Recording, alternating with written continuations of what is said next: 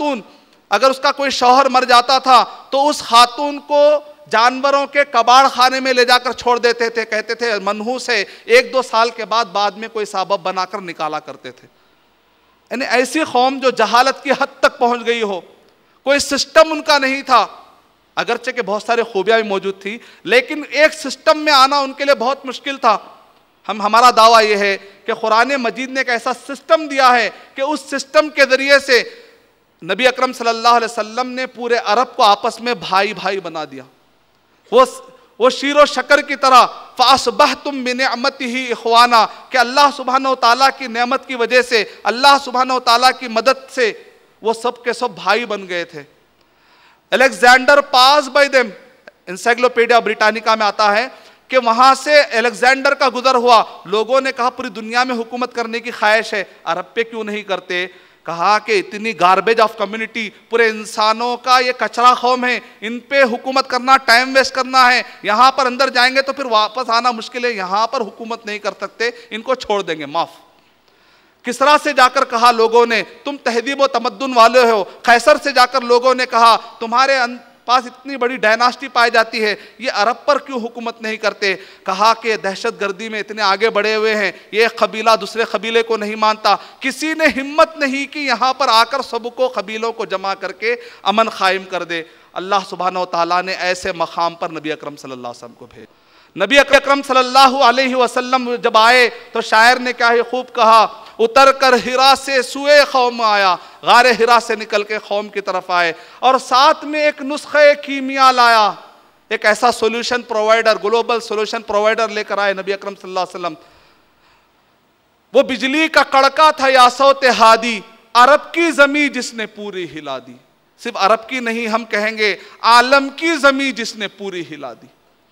जो न थे खुद राह पर, सहाबा के बारे में आ रहा है, जो न थे खुद राह पर औरों के रहबर बन गए, वो क्या नजर थी जिसने मुर्दा को मसीहा कर दिया। यानी मतलब है, सिंपल लॉजिक क्या है जानते हैं आप? किसी भी चीज को इन्वेंट करना मुश्किल होता है।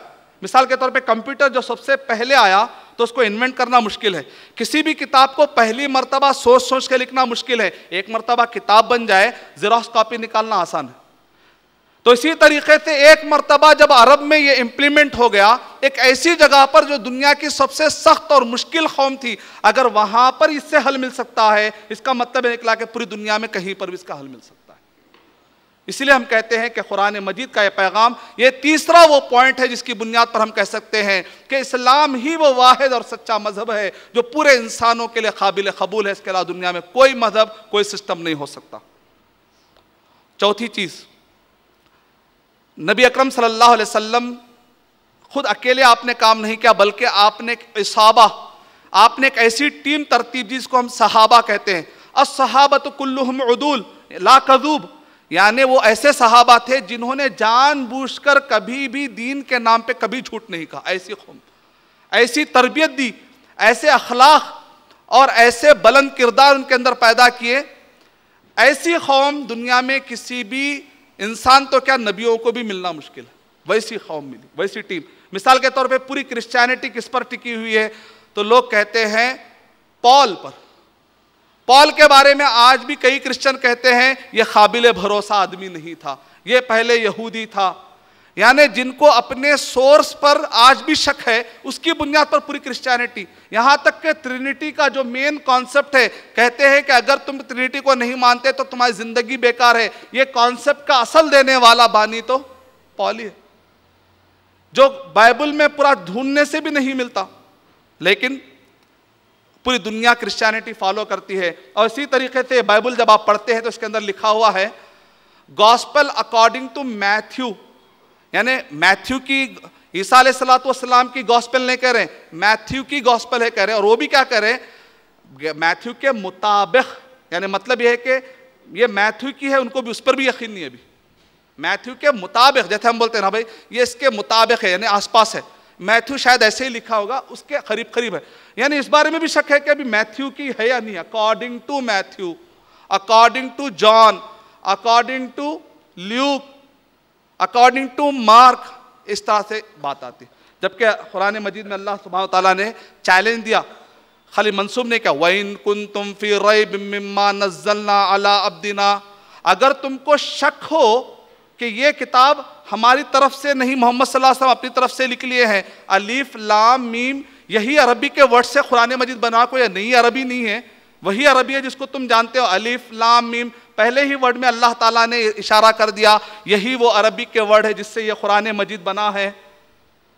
ये कुरान मजीद जो है अरबी है, वही अरबी है, तुम भी, तुम्हारे पास भी शायर हैं, फिर तुम इसके मुकाबले में लाकर बता दो, नहीं लाकर बता सके।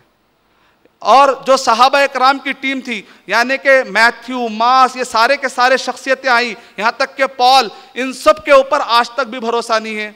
वेदास के बारे में भी देखेंगे तो सबसे पहले किस पर उतरी और कौन है इसको पेश करने वाले, इस बारे में आज भी क्लैरिटी नहीं पाई जाती। ऐसे वक्त पर हम मुसलमान कहते हैं कि सहाबा कराम की जो टीम थी वो उदूल थी, वो अल्लाह उसके रसूल सल्लल्लाहु अलैहि वसल्लम पर झूठ बोलने से डरा करते थे।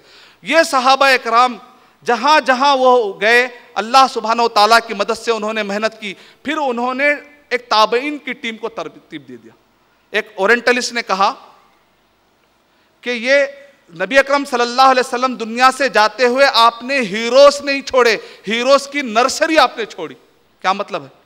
हीरो छोड़े मतलब वो हीरो है, हीरोस की नर्सरी, नर्सरी कहते हैं एक ऐसी जगह जहां पर हीरो जन्म लेते हैं, यानी वो सहाबा ऐसे थे, वो जहां जाते थे वो हीरो बन जाते थे। वो ताबईन, उमर बिन अब्दुल अजीज रहमतुल्लाह अलैह, जिन्होंने 3 बर्रे आदमों पर हुकूमत की। 3 बर्रे आदम यानी नबी अकरम सल्लल्लाहु अलैहि वसल्लम के ज़माने में अभी America, south America, north America, ये सब दरियाफ्ती नहीं हुए थे। उस ज़माने की जो दुनिया थी, नबी सल्लल्लाहु अलैहि वसल्लम अपनी ज़िंदगी के अंदर दुनिया का आधे हिस्से पर तो खुद नबी सल्लल्लाहु अलैहि वसल्लम दावत का काम करके चले गए। अंदाज़ा लगाइए कितना बड़ा ऊंचा मकाम आपने किया। और ये जो सहाबा कराम जहां गए ताबईन, उसमें से जो 3 बर्रे आदम थे, 3 बर्रे आदमों का बहुत बड़ा हिस्सा, अफ्रीका, यूरोप का एक बहुत बड़ा हिस्सा और एशिया का एक बहुत बड़ा हिस्सा, उमर बिन अब्दुल अजीज रहमतुल्लाह अलैह अकेले उस पर हुकूमत किया करते थे। 3 बर्रे आदम हो, वो जो हीरो थे सहाबा कराम, उसके बाद वाली नस्ल भी फिर हीरो बन गई। हम कहते हैं कि ये कुरान मजीद जिन हाथों से आया है वो ऐसे सच्चे लोगों से आया है, ऐसे सच्ची मेहनत करने वालों के पास से, और उस जमाने के दस्तावेजात आज भी महफूज है। अल्हम्दुलिल्लाह इस्लाम महफूज है। चौथी चीज ये है कि टीम भी अच्छी होनी चाहिए ताकि बाद में आने वाली टीम सही रिप्रेजेंट करे उसी इस्लाम को जो नबी और सहाबा के ज़माने में था, तब तो बात बनेगी। इसलिए हम कहते हैं कि इस्लाम ही वो सच्चा मजहब है जो पूरे इंसानों के लिए फिट है। 5वां पॉइंट ये है कि इस्लाम बहुत ही मॉडरेट और अप्रोप्रिएट है, यानी कि इसके अंदर तवाजुन है और बहुत ही मुनासिब है। इसके अंदर ऐसी कोई तालीम नहीं है कि जो तालीम इंसानों के अमल के बाहर हो जाए, बस के बाहर हो जाए। मिसाल के तौर पर gospel of Matthew chapter number 19 उसकी वर्स नंबर 23 के अंदर यह बात आई है कि जो मालदार होंगे वो जन्नत में नहीं जाएंगे। इसका मतलब यूरोप और अमेरिका में जितने भी मिलियनर्स और बिलियनर्स है ईसाई, उनको चाहिए कि वो अब कोई और मजहब रास्ता तलाश करें, क्योंकि gospel of Matthew chapter number 19 verse number 23 में आ रहा है कि जो मालदार होंगे वो जन्नत में नहीं जाएंगे।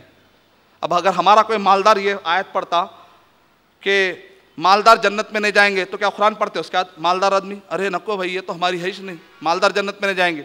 हमारे पास है उस्मान गनी रज़ी अल्लाह ताला, नबी अकरम सल्लल्लाहु अलैहि वसल्लम उस जमाने से लक़ब में रहा, उस्मान फ़कीर नहीं कह रहे, उस्मान गनी, यानी गनी भी आ सकता है, फ़कीर भी आ सकता है, मिस्किन, कोई मसला नहीं, आ जाओ, ओपन वेलकम।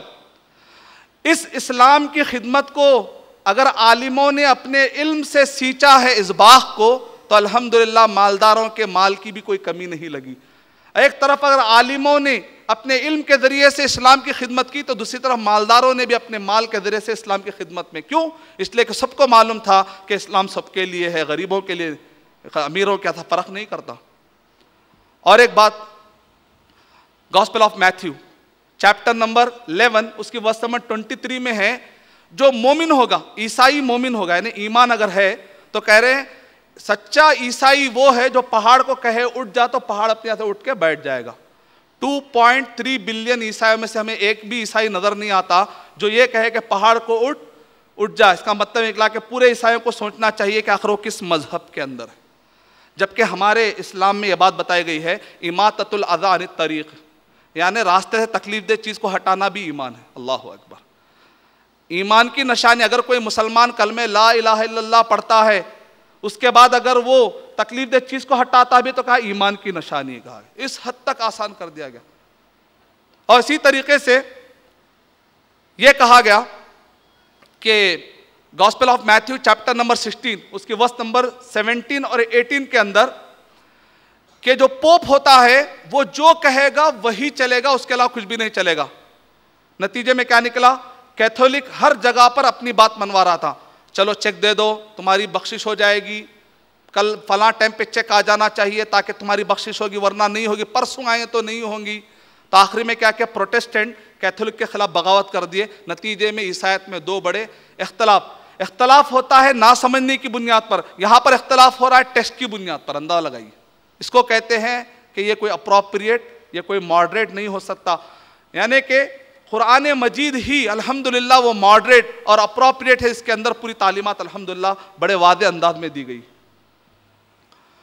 और इसी तरीके से जब हम पढ़ते हैं तो उसके अंदर यह बताया गया कि gospel of Matthew chapter number 10 उसकी वर्स नंबर 18, 19, 20, 21 के अंदर कि शादी नहीं करना सबसे ज्यादा दीनदारी की अलामत है।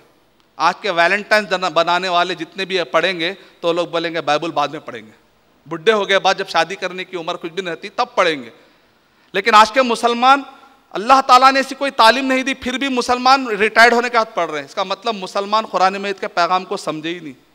अगर हम ये सारे तालीमात देखते हैं, उसके बाद ईसा अलैहिस्सलाम क्या कहते हैं? Gospel of Matthew chapter number 10 उसकी वर्स नंबर 35 के अंदर, मैं दुनिया में अमन फैलाने नहीं आया हूं बल्कि तलवार चलाने आया हूं। सारे ईसाई गली गली क्या कह के फिर रहे हैं? ईसा अलैहिस्सलाम, वी लव जीसस, हम पीस की बात कर रहे हैं, जबकि बाइबल के अंदर तो ऐसा नहीं है। बाइबल के अंदर कह रहे हैं मैं तो तलवार चलाने आया हूं। और इसी तरीके से बाइबल के अंदर यह है कि अगर कोई तुम्हारे एक गाल पर थप्पड़ मार दे तो दूसरा गाल दे दो। Gospel of Matthew chapter number 5 उसकी वर्स नंबर 38 के अंदर यह है, अगर तुम्हारे कोई एक गाल पे थप्पड़ मार दे तो दूसरा गाल दे दो। मतलब क्या निकला? फर्स्ट वर्ल्ड वार और सेकेंड वर्ल्ड वार करने वाले शायद ये वर्स भूल गए। यानी उनको चाहिए कि अगर तुम्हारे किसी एक एरिया पर हमला हो तो दूसरा एरिया भी पेश कर देना चाहिए अकॉर्डिंग टू बाइबल। बाइबल के मुताबिक है, मैं नहीं कहता।